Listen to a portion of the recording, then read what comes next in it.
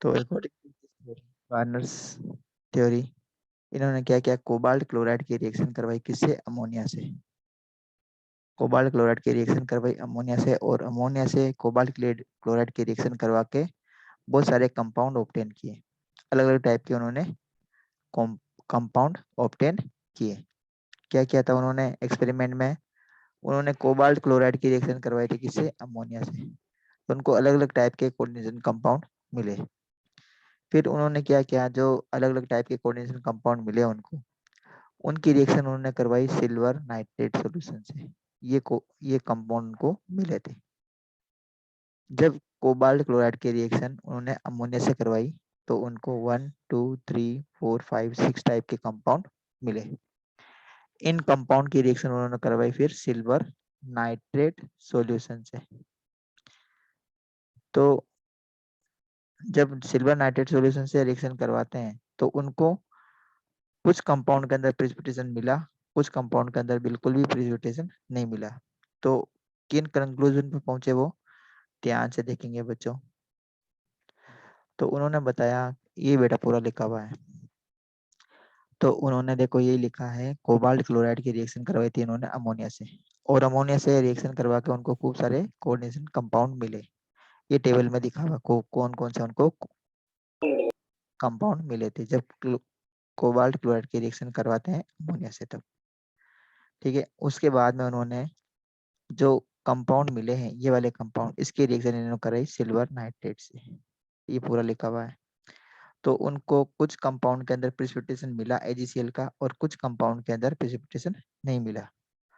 तो उनकी जो थ्योरी का बेसिस क्या था, इस टेबल में लिखा हुआ बच्चा पूरा, complex form from cobalt third chloride, मतलब इसके अंदर कोबाल्ट की ऑक्सीडेशन स्टेट क्या है, 3 है। तो मतलब COCl3 है एक्चुअल में, COCl3 कोबाल्ट क्लोराइड। इसकी रिएक्शन कराती है अमोनिया। तो सबसे पहला कंपाउंड मिला ये COCl3.6H2। ठीक है, अब इसका कलर भी बताया हुआ बच्चों आपको, इसका कलर दे रखा है, येलो कलर का था ये कंपाउंड। एक कंपाउंड इनको मिला COCl3.5NH3.H2O, जिसका कलर था रोज पिंक, रोज कलर का। नेक्स्ट इनको कंपाउंड मिला COCl3.5NH3, और मिला इसको COCl3.4NH3, COCl3.4NH3। ठीक है, ठीक है बच्चा, ये दो टाइप के कंपाउंड है, सेम है ये दोनों। अब एक मिला इनको COCl3.3NH3। ये अलग अलग टाइप के इनको कंपाउंड मिले, जिनका कलर भी यहाँ पे शो कर रखा है।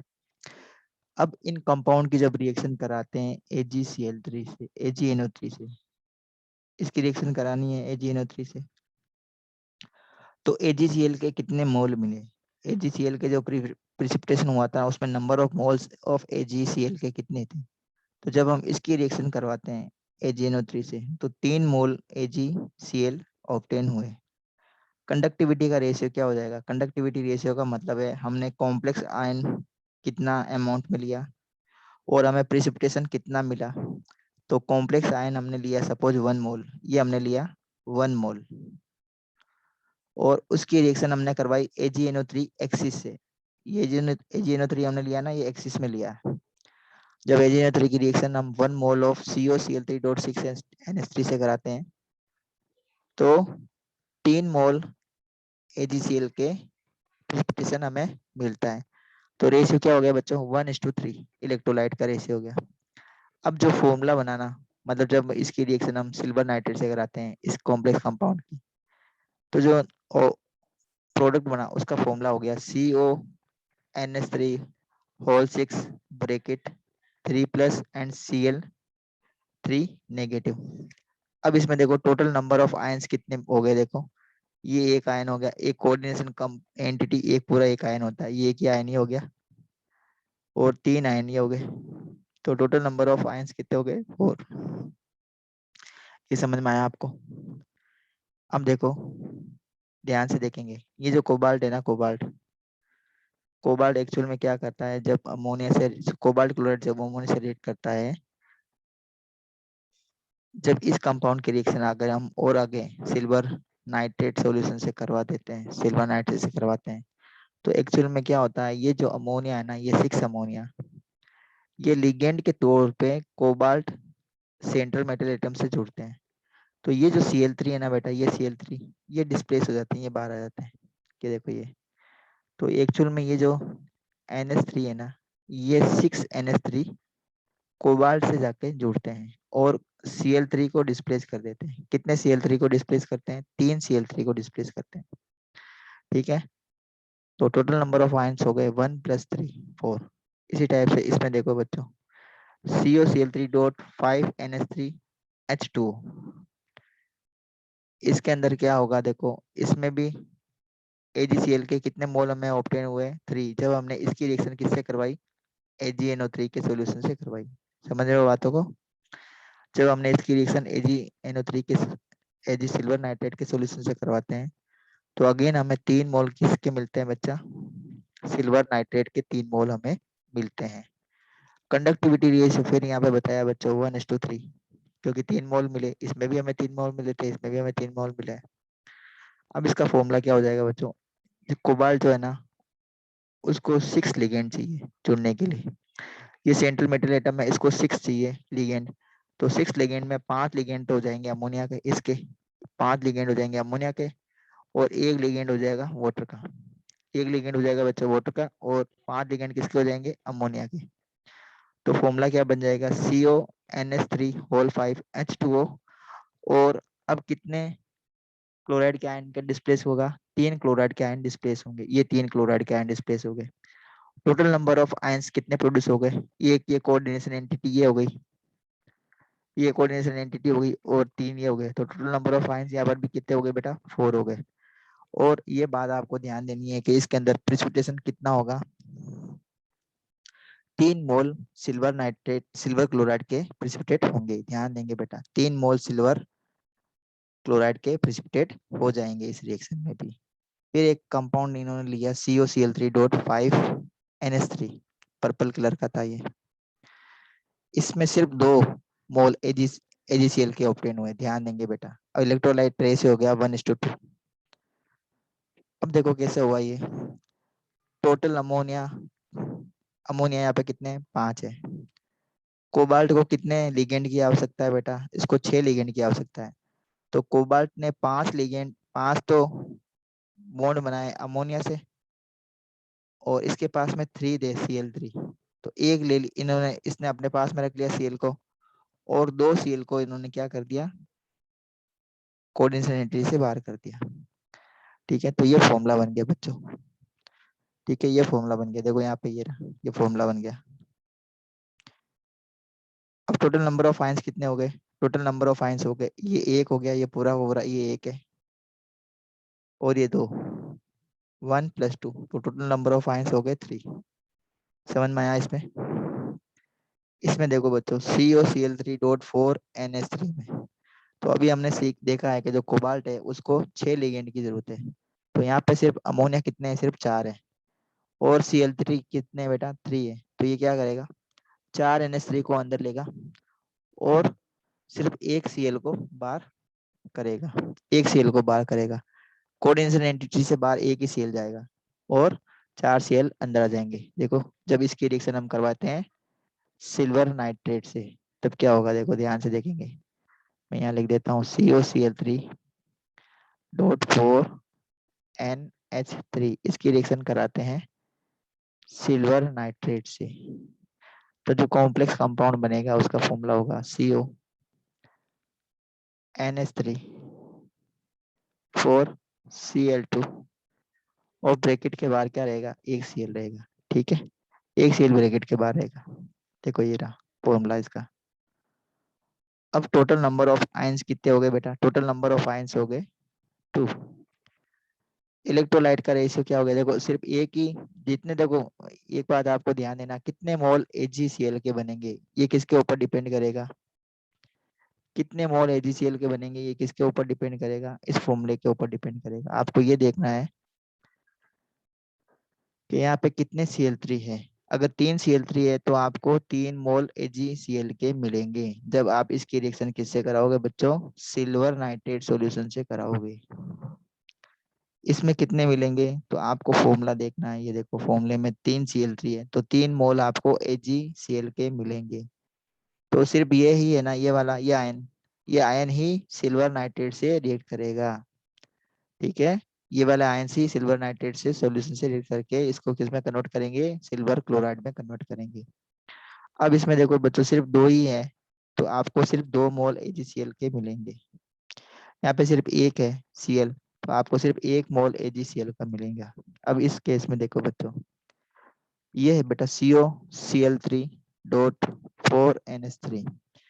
जब इसकी रिएक्शन हम AgNO3 से करवाएंगे तो क्या होगा बेटा, देखो ध्यान से देखेंगे। सेम केस है इसमें, सेम केस है, अभी हमने ऊपर देखा था सेम है, सिर्फ कलर का डिफरेंस है, ये वॉयलेट है और एक ग्रीन है बस। इलेक्ट्रोलाइट का रेशियो भी 1:1 आएगा, फॉर्मूला भी सेम रहेगा और टोटल नंबर ऑफ आयंस भी कितने रहेंगे बेटा, 4 रहेंगे, जैसे आप सॉरी 2 रहेंगे जैसे अभी हमने ऊपर देखा।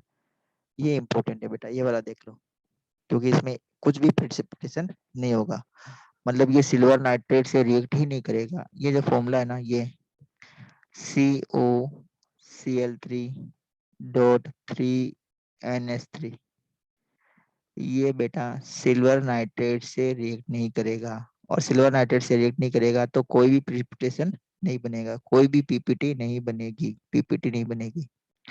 रीजन ये है कि जो कोबाल्ट है ना, इसका इसको 6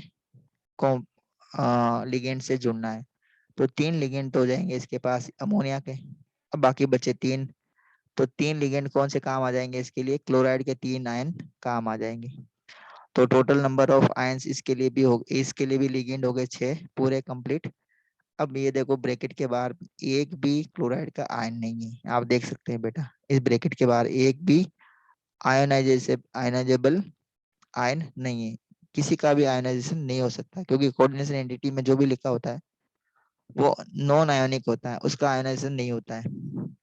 तो टोटल नंबर ऑफ आयंस कितने मिले बेटा, 0। टोटल नंबर ऑफ आयंस मिले 0, क्यों, क्योंकि इसका आयोनाइजेशन नहीं होता है, इसका आयोनाइजेशन होगा ही नहीं, और ये नॉन इलेक्ट्रोलाइट हो जाएगा, ये बात ये आप ध्यान देंगे, इसका सॉल्यूशन होगा वो क्या होगा, नॉन इलेक्ट्रोलाइट होगा। और नंबर ऑफ AgCl प्रोड्यूस, क्योंकि पीपीटी नहीं बना है तो यहाँ पे 0 आएगा। तो ये टेबल आपको समझ में आ गई बच्चों, ये समझ में आ गई। अब देखो ये जो सिंपल कंपाउंड है ना, जैसे तो इन्होंने बताया था, वार्नर ने बताया था कि कोई भी कोऑर्डिनेशन कंपाउंड है उसमें जो सेंट्रल मेटल एटम होता है उसके 2 टाइप की वैलेंसी होती है, एक वैलेंसी होती है प्राइमरी वैलेंसी और दूसरी होती है सेकेंडरी वैलेंसी। ध्यान देंगे बच्चों मैं क्या बोल रहा हूँ। स्वार्नर ने बताया कि जो सेंट्रल मेटल एटम होता है उसकी 2 टाइप की वैलेंसी होती है, एक होती है प्राइमरी वैलेंसी, प्राइमरी, और दूसरी होती है secondary valency. Primary valency ion से सेटिस्फाई होती है, ये किसी सेटिस्फाई होगी आयन से, और जो सेकेंडरी वैलेंसी है, सेकेंडरी वैलेंसी ये लिगेंड से सेटिस्फाई होती है, लिगेंड से।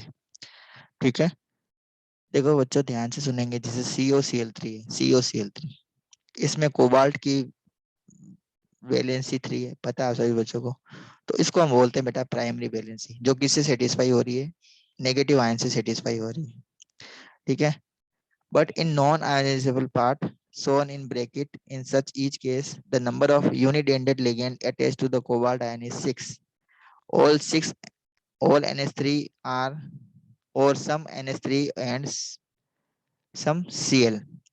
अब बताया है यहाँ पे कि जो ये लिगेंड बनाएगा ना बेटा, जब ये लिगेंड बनाएगा ये अमोनिया से रिएक्ट करेगा, तो अमोनिया से रिएक्ट करेगा तो अगर 6 अमोनिया इसके पास में अवेलेबल है तो 6 अमोनिया से ये लिगेंड बना ले, लिगेंड बनाएगा, मतलब इसकी सेकेंडरी वैलेंसी होगी वो। जब ये अमोनिया से रिएक्ट करेगा और अमोनिया से बॉन्ड बनाएगा, कौन, सेंट्रल मेटल एटम में जो कोबाल्ट है, वो जब अमोनिया से बॉन्ड बनाएगा तो वो बॉन्ड कौन सा उस वैलेंसी को हम क्या बोलेंगे बच्चों, सेकेंडरी वैलेंसी कहेंगे। प्राइमरी वैलेंसी कौन सी होगी, क्लोराइड वाली, जो क्लोराइड जो जुड़े है ना वो प्राइमरी वैलेंसी होगी। ठीक है, ये बात समझ में आ गई आपको। हाँ अब देखो बच्चों इसमें तो इन्होंने यही बताया इसमें पूरा अभी जो हमने डिस्कस किया था कि कोई भी कोऑर्डिनेशन कंपाउंड है उसमें जो सेंट्रल मेटल एटम होता है उसकी दो टाइप की वैलेंसी होती है, प्राइमरी वैलेंसी होती है और सेकेंडरी वैलेंसी होती है, जो अभी हमने डिस्कस किया था वो पूरा इसमें डिटेल में बताया है। तो ध्यान से देखो बच्चों, मैं समझा देता हूँ आपको, वैसे मैंने अभी समझा दिया। तो मेन पोस्टुलेट्स क्या है वार्नर थ्योरी के? तो मेन पोस्टुलेट्स में है जो मेटल होता है, मेटल का मतलब यहाँ पे है सीएम है, सेंट्रल मेटल एटम, उसकी दो टाइप की वैलेंसी है, primary and secondary. Primary valency होती है आयोनाइजेबल, ध्यान से देखेंगे बेटा, जिसका आयोनाइजेशन हो जाता है उसको हम बोलेंगे प्राइमरी वैलेंसी। सेकेंडरी वैलेंसी होती है लिगेंड, सेंट्रल मेटल एटम से क्या जुड़ेंगे, लिगेंड जुड़ेंगे, वो सेकेंडरी वैलेंसी फुलफिल करेंगे, वो सेकेंडरी वैलेंसी बनाएंगे सेंट्रल मेटल एटम की। और जब लिगेंड सेंट्रल मेटल एटम से जुड़ जाते हैं तो वो कभी भी आयोनाइज नहीं होते हैं, वो नॉन आयोनाइजेबल क्वांटिटी होती है, कोऑर्डिनेशन एंटिटी हम उसको बोलते हैं, जैसा कि पहले हमने आपको बता दिया कोऑर्डिनेशन एंटिटी क्या होती है। अब देखो प्राइमरी वैलेंसी क्या हो सकती है, तो अभी हमने बताया कि प्राइमरी वैलेंसी वो वैलेंसी है जो आयोनाइज हो सकती है, जैसे अभी हमने COCl3 के केस में हमने पढ़ा, जब COCl3 की रिएक्शन अमोनिया से कराते हैं तो अलग अलग टाइप के कंपाउंड मिलते हैं उनका, अब जब हम रिएक्शन AgCl3 के सॉल्यूशन से कराते हैं तो हमें प्रिसिपिटेशन मिलता है। ये प्रिसिपिटेशन किसके बेसिस पे मिलेगा कि हमने कितने NH3 के मॉलिक्यूल को सेंट्रल मेटल एटम से अटैच करवाया। अगर 6 करवा दिया है तो जितने भी Cl3 हैं, जो जितने भी क्लोराइड का आयन है जो कोबाल्ट से जुड़े हुए हैं, वो सारे सारे क्या हो जाएंगे, डिस्प्लेस हो जाएंगे, मतलब वो सेकेंडरी वैलेंसी वो आयोनाइज हो जाएंगे और वो क्या करेंगे, पीपीटी देंगे। तो ये देखो बेटा एग्जांपल प्राइमरी वैलेंसी का, जिसे इसमें दिया हुआ है PtCl4 COCl3 CuSO4 AgCl, ये प्राइमरी वैलेंसी है। ठीक है, इसके अंदर जो क्लोराइड है ये वाला, और इसमें जो सल्फेट है ये, इसमें क्लोराइड है, ये क्या बनाते हैं, इनकी प्राइमरी वैलेंसी बनाते हैं, और ये क्या होते हैं, आयोनाइजेबल होते हैं, इनका आयोनाइजेशन हो जाता है आराम से। ठीक है, बात समझ में आ गया? प्राइमरी वैलेंसी क्या होती है, जिसका आयोनाइजेशन हो जाता है वो प्राइमरी वैलेंसी होती है। सेकेंडरी वैलेंसी कौन सी होती है, सेकेंडरी वैलेंसी आपको एक ही बात ध्यान देनी है, लिगेंड होते हैं। सेकेंडरी वैलेंसी क्या होती है बेटा, लिगेंड्स, लिगेंड्स जो सेंट्रल मेटल एटम से जुड़ते हैं वो इसकी सेकेंडरी वैलेंसी को फुलफिल करेंगे। अब देखो सेकेंडरी वैलेंसी, तो secondary valency are those which a metal atom or cation exercise towards the neutral molecule or negative groups. Negative group में क्या हो सकता है, वो लिगेंड भी हो सकता है in the formation of its complex ion. तो जैसे ये है, ये कॉम्प्लेक्स आयन है, इसके अंदर ये जो Cl4 है ना बेटा, ये इसकी प्लेटिनम की प्राइमरी वैलेंसी है, और ये जो अमोनिया है ये इसकी सेकेंडरी वैलेंसी है। इसमें देखो इस कंपाउंड में ये अमोनिया इसकी सेकेंडरी वैलेंसी है, ये Cl3 इसकी प्राइमरी वैलेंसी है। इस कंपाउंड में देखो, इस कंपाउंड में सल्फेट जो है इसकी प्राइमरी वैलेंसी है, NH3 इसकी क्या है, सेकेंडरी वैलेंसी है। और इसके अंदर भी क्लोराइड क्या है, इसकी प्राइमरी वैलेंसी है, और सेकेंडरी वैलेंसी कौन सी है, अमोनिया। ये बात समझ में आ गई? ठीक है, बात समझ में आ गई ना? अब नंबर ऑफ आयंस भी अगर हमें पता करने, नंबर ऑफ आयंस कितने होंगे इसके अंदर, वो भी हम पता कर सकते हैं आराम से। तो देखो इसमें ये जो पार्ट है ना पूरा, ये नॉन आयोनाइजेबल है, ये एक हो गया, तो ये चार हो गए, तो 1 + 4 5 हो गए इसमें, इसके केस में 5 हो गए। इसके केस में देखो 1 + 3 कितने हो गए, 4। यहाँ पे कितने हो गया, 1 और 1 2, और यहाँ पे कितना हो गया, 2।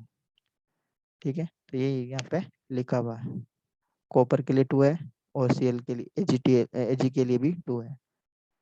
ठीक है, अब कोई भी मेटल है उसकी, उसको क्या करना है, उसको प्राइमरी और सेकेंडरी वैलेंसी दोनों को फुलफिल करना होगा। ठीक है, ये लिखा बेटा अकॉर्डिंग टू वार्नर थ्योरी, इन्होंने बताया कि every metal atom has a tendency to satisfy both the primary and secondary valency. कोई भी जो सेंट्रल मेटल एटम है ना, उसको दोनों टाइप की वैलेंसीज को सेटिस्फाई करना है, प्राइमरी को भी करना है, सेकेंडरी को भी करना है। प्राइमरी वैलेंसी कौन सी होती है, मैंने अभी बताया, जिसका आयोनाइजेशन हो जाता है वो प्राइमरी वैलेंसी होती है। सेकेंडरी वैलेंसी कौन सी है बच्चों? सेकेंडरी वैलेंसी है लिगेंड जब सेंट्रल मेटल एटम से जुड़ते हैं वो सेकेंडरी वैलेंसी बनाते हैं। ठीक है, ये इसमें लिखा हुआ है, लिगेंड सेटिस्फाई सेकेंडरी वैलेंसी। ये देखो इंपॉर्टेंट पॉइंट, ये भी हमने आपको बता दिया। और ये क्या होते हैं, ये फिक्स होते हैं बेटा, ये इसकी पोजीशन फिक्स होती है। अब जब इसकी ज्योमेट्री बनाएंगे जब आपको समझ में आएगा। Ligand satisfy secondary valencies are always directed towards the fix position in the space. ठीक है, तो इससे क्या होती है, लिगेंड के जुड़ने से इनकी जो ज्योमेट्री है ना वो फिक्स हो जाती है, जबकि जो प्राइमरी वैलेंसी होती है वो अनइजेबल होती है और वो फ्लेक्सिबल होती है, वो कहीं पे भी जुड़ जाती है, वो कहीं पे भी जुड़ सकती है, वो नॉन डायरेक्शनल होती है। कहने का मतलब है जो प्राइमरी वैलेंसी है वो होती है नॉन डायरेक्शनल, सेकेंडरी वैलेंसी जो लिगेंड से बनती है वो होती है डायरेक्शनल, उसका फिक्स डायरेक्शन होता है। ठीक है, ये लिखा हुआ देखो, डेफिनेट ज्योमेट्री देती है कौन, लिगेंड जो डेफिनेट ज्योमेट्री देंगे कॉम्प्लेक्स को। But the primary valencies are non directional, वो नॉन डायरेक्शनल होती है, वो कोई भी डायरेक्शन से जुड़ सकती है। ठीक है, बात समझ में आया बच्चों? अब देखो determination of the structure of the complex on the basis of Warner theory. तो वार्नर थ्योरी के बेसिस पे हम कॉम्प्लेक्स आयन की स्ट्रक्चर जिसकी ज्योमेट्री किस टाइप से बनाएंगे। अब एक एग्जांपल लेते हैं, ये एग्जांपल लिया हमने COCl3 और NH3 का। कोबाल्ट क्लोराइड की रिएक्शन किससे कराई, अमोनिया से कराई हमने, और जो कंपाउंड हमें मिले उनकी रिएक्शन फिर हमने करवाई AgNO3 से। ठीक है, तो अलग अलग टाइप के हमें कंपाउंड मिलते हैं। सबसे पहला कंपाउंड देखो बच्चों, ये वाला कंपाउंड हमें मिला, जैसे अभी हमने टेबल में भी इसको डिस्कस किया था, जिसका डिस्कशन हमने टेबल में भी किया है। देखो ये बेटा, ये कंपाउंड, जो फर्स्ट कंपाउंड है वो CO NH36Cl3, ये कंपाउंड, ये सबसे पहला कंपाउंड, इसको हम देख लेते हैं। तो यहाँ पे जो CO है ना, कोबाल्ट, ये क्या है, सेंट्रल मेटल एटम में। अब ये जो NH3 है ये क्या है बेटा, ये लिगेंड है सारे, और लिगेंड कितने टोटल काउंट में, ये देखो 6 है, कितने हैं, 6। और जो ये लिगेंड जुड़े हुए हैं सेंट्रल मेटल एटम से, ये कौन सी वैलेंसी बनाएंगे बेटा, सेकेंडरी वैलेंसी बनाएंगे। सेकेंडरी वैलेंसी कैसी होती है, फिक्स होती है, जिसको हम चेंज नहीं कर सकते, ये फिक्स ज्योमेट्री बनाते हैं। तो देखो कोबाल्ट से ये 6NH3 यहाँ पे जुड़ के देखो, यहाँ पे ये 1 2 3 4 5 एंड 6। अब हमें क्या जोड़ना है, आयोनाइजेबल पार्ट जोड़ना है, जिसका आयोनाइजेशन हो जाता है Cl3। और ये Cl3 क्या करते हैं बेटा, ये प्राइमरी वैलेंसी बनाते हैं। ये क्या बनाते हैं, प्राइमरी वैलेंसी बनाते हैं, जो आयोनाइज हो जाती है आराम से, अभी हमने इसको डिस्कस किया है। तो ये देखो, अब 3 जोड़ने हैं तो 2 ऐसे इस टाइप से जोड़ दिए सेंट्रल मेटल एटम से। अब देखो जो सेकेंडरी वैलेंसी है ना, उसको ये डैश से बनाए, ये इससे डार्क लाइन से बनाएंगे, ये डार्क लाइन से हम सेकेंडरी वैलेंसी को शो करते हैं। ये सेकेंडरी वैलेंसी इसकी डार्क लाइन वाली। और जो डॉटेड में लाइन है ना, ये डॉटेड वाली लाइन, जैसे इस टाइप की जो लाइन है ना, ये वाली लाइन, ये प्राइमरी वैलेंसी को शो करती है, ये प्राइमरी वैलेंसी को शो करेगी। तो ये 3 Cl इसमें जुड़े हुए हैं, प्राइमरी वैलेंसी। इस कंपाउंड में देखो बेटा, इसमें अमोनिया के मॉलिक्यूल कितने जुड़े हुए हैं, 5 जुड़े हुए हैं। तो 5 हमें डैश लाइन, हमें डार्क लाइन बनानी है कोबाल्ट के चारों तरफ। तो ये 5 हमने डार्क लाइन बनाई। इसमें देखो बच्चों सेकंड में, इसमें आप देखो ये कोबाल्ट 1 2 3 4 एंड 5। ठीक है, अब एक और ध्यान देंगे, कोबाल्ट को 6 लिगेंड चाहिए, 5 लिगेंड तो अमोनिया के हो गए, एक लिगेंड कौन सी तरह काम करेगा, ये Cl। अब एक बात और ध्यान देना, ये जो Cl है ना, ये प्राइमरी वैलेंसी की तरफ भी काम करेगा, सेकेंडरी वैलेंसी की तरफ भी काम करेगा। इसलिए यहाँ पे देखो एक तो डार्क लाइन है और एक डॉटेड लाइन है Cl के लिए। देखो यहाँ पे एक डार्क लाइन दिख रही है आपको और एक डॉटेड लाइन दिख रही है। तो ये जो Cl है ना बेटा, ये प्राइमरी वैलेंसी की तरफ भी काम करेगा, सेकेंडरी वैलेंसी की तरफ भी काम करेगा। सेकेंडरी वैलेंसी के लिए ये लिगेंड की तरह काम करेगा। ठीक है, लेकिन अब इसका आयनाइजेशन नहीं होगा, आयनाइजेशन वाले पार्ट सिर्फ 2 है। अब अगर इसकी रिएक्शन में सिल्वर नाइट्रेट सोल्यूशन से कराता हूँ तो मुझे सिर्फ 2 मोल AgCl के मिलेंगे। अब देखो इसका एग्जांपल लेते हैं, ये COCl2 NH3 होल 4 Cl। अब हमें पता है कोबाल्ट को कितने लिगेंड जोड़ने थे, 6 जोड़ने थे। अमोनिया कितने अवेलेबल है, सिर्फ 4 अवेलेबल है। तो इससे ये क्या बना रहा है, सेकेंडरी वैलेंसी बना रहा है। ये सेकेंडरी वैलेंसी डार्क लाइन से शो हो रही है। अब टोटल 6 बनाने थे, इसके पास में अभी भी 2 लिगेंड की कमी है। तो जो Cl है ना, वो किसकी तरह काम करेंगे, यहाँ पे प्राइमरी वैलेंसी की तरफ भी काम करेंगे, सेकेंडरी वैलेंसी की तरफ भी काम करेंगे। ठीक है, तो इस केस में 2 Cl किसकी तरह काम कर रहे हैं, प्राइमरी और सेकेंडरी वैलेंसी दोनों की तरह काम कर रहे हैं। तो ये इसको डॉटेड लाइन भी बनानी है, डार्क लाइन भी बनानी है इसके लिए। और सिर्फ एक ही Cl होगा, वो क्या रहेगा, कोऑर्डिनेशन एंटिटी से बाहर रहेगा। ये आयोनाइजेबल पार्ट है। जब हम इसकी रिएक्शन हम सिल्वर नाइट्रेट से करा देंगे, सिल्वर नाइट्रेट से, तो कितना मोल हमें AgCl का मिलेगा, सिर्फ 1 मोल मिलेगा। ये बात आपको समझ में आ गई होगी। अब हम इसका बात कर लेते हैं बेटा, इस एग्जांपल की डिस्कशन कर लेते हैं। COCl3 NH3 whole thrice. अब यहाँ पे हमें पता है बेटा, फिर यही कंडीशन आ गई, जो कोबाल्ट है वो क्या करेगा, कोबाल्ट को 6 लिगेंड की आवश्यकता है। इसको 3 लिगेंड मिले, किसके तौर पे, अमोनिया के तौर पे।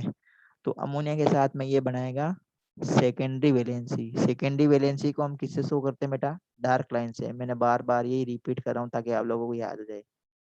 ये डार्क लाइन ये बना रही है सेकेंडरी वैलेंसी। अब टोटल 6 चाहिए था इसको लिगेंड, तो ये जो Cl है ना, ये प्राइमरी वैलेंसी की तरह भी काम करेंगे, सेकेंडरी वैलेंसी की तरह भी काम करेंगे। तो यहाँ पे डार्क लाइन भी बनानी है और डॉटेड लाइन भी बनानी है, किसके लिए, क्लोराइड के लिए। तो आई थिंक समझ में आया होगा बच्चों आपको, समझ में आ चुका होगा बच्चों अब आपको।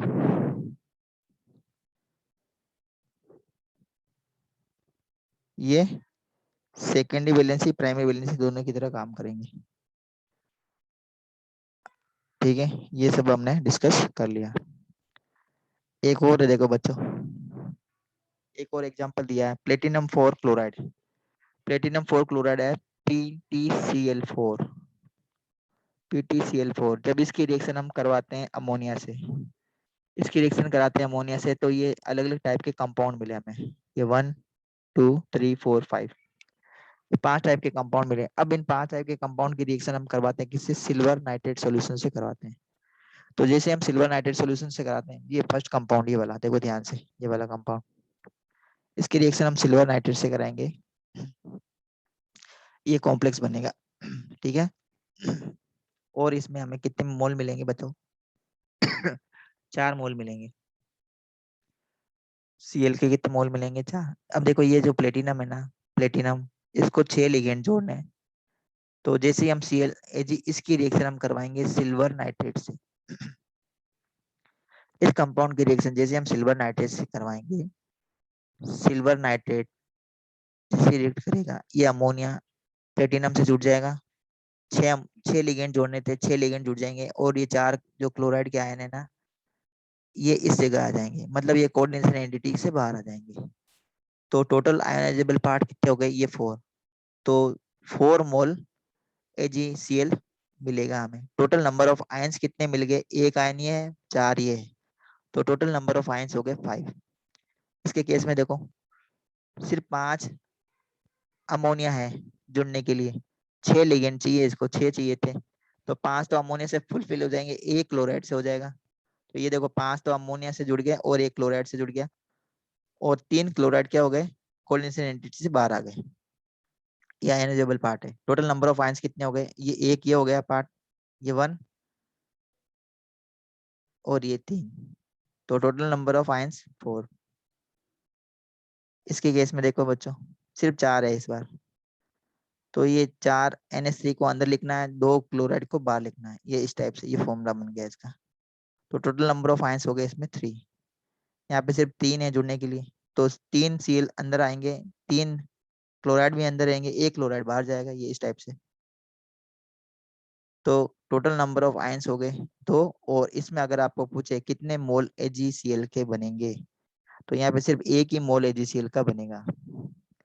अब यहाँ पे देखो बच्चों, ये प्लेटिनम को 6 लिगेंड चाहिए थे, सिर्फ 2 अमोनिया अवेलेबल है, तो चारों क्लोराइड से क्या करेगा, लिगेंड बना लेगा, तो एक भी आयन प्रोड्यूस नहीं होगा। ये फॉर्मूला है इसका। तो हमने 2 एग्जांपल लेके वार्नर थ्योरी को आपको अच्छे से समझा दिया। टोटल नंबर ऑफ आयंस यहाँ पे 0 है। तो आई थिंक बच्चों आप सभी बच्चों को समझ में आया होगा वार्नर थ्योरी क्या है।